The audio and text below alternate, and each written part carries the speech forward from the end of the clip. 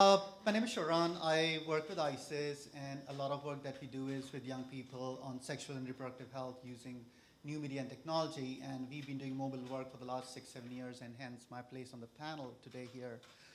So, I'm sort of preaching to the choir here, but a few, points to revisit. One, that young people are already on mobile phones. Most of them, more than 50% of them in South Africa are accessing most of their information around social media through cell phones. They are using texting more than 4 times than they're using emails. And if all that is true, then what prevents us as service providers from being on that same platform? There are two key things that are really important for young people these days, mobility and connectivity. And mobile phones as a platform of communication seems to provide them with those two elements that they really like and enjoy in their lives.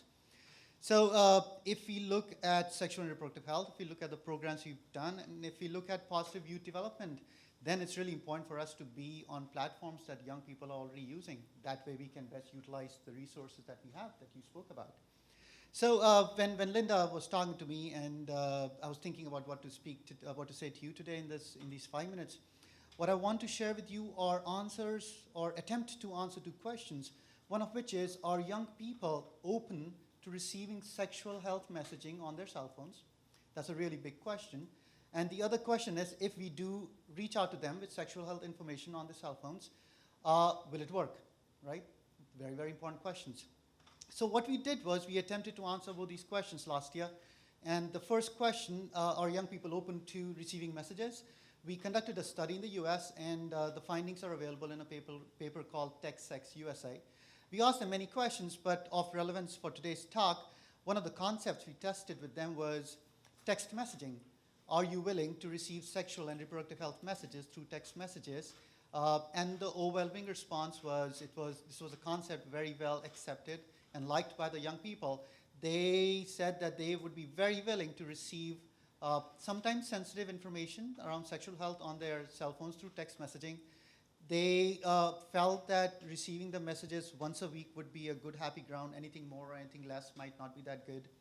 And the other thing that came back from the young people was that they would like a lot of the messages to also come in the form of visual messages and videos. They would love to see diagrams and videos on how to put on a condom. And also, through the text messages, have access to resources and linkages to services, etc. So the answer to that question very overwhelmingly was that yes, they are ready to receive these information from us.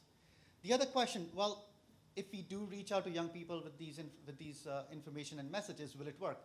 So we have a campaign in California. It's called the Hookup. It's a text messaging campaign that attempts to reach young people with weekly text messages around sexual and reproductive health. And it also has a clinic locator, so they can text in their zip code and identifies youth-friendly clinics in that zip code or close to that zip code. So in 2011, early 2011, we had 2,700 subscribers. Now the big question for us was, are these 2,700 subscribers part of our target population? We were attempting to reach 16 to 19-year-olds. My main concern was I had promoted and talked about that campaign in a lot of settings such as these, and I was afraid that most of the people were us. We were providers who were like, oh, this is a cool tool, let me get onto this. So we said, let's find out if you're reaching the right people, and also, are we making a change? Are people just getting those texts, deleting them, and not really paying attention? So the challenge was we only had their phone numbers, right? So we had no other information, so we decided to ask these questions by text. So one fine day, instead of a regular weekly text, we send them out a message saying, today, instead of a tip, we will be asking you a few questions. If you want to answer the questions, we'll give you an incentive at the end. It was an iPod. Not everybody, but we put them on a raffle. And if you don't want to, text stop, and we won't ask you those questions. So we did, and we asked them 4 questions. And the answers that came was that more than 80% of them were in the age group of 16 to 19. Woohoo! You're reaching the right people. Money's well spent. And the big question for us was, well, have you made any change since you joined this campaign around sexual and reproductive health? And 90% of the people who responded said that they had made some change since joining the campaign. More than 60% of them said that they felt that they had increased knowledge and awareness about safe sex and protected themselves around HIV and STD and teen pregnancies. and more than 17% of them said that they had gotten an HIV and or STD test since joining the campaign. So that was again a very positive and very motivating response for us. So 3 things. Young people are already there on the mobile phones. They are very open to receiving messages from us, and it seems to work. And I'll leave you with those thoughts. Thank you.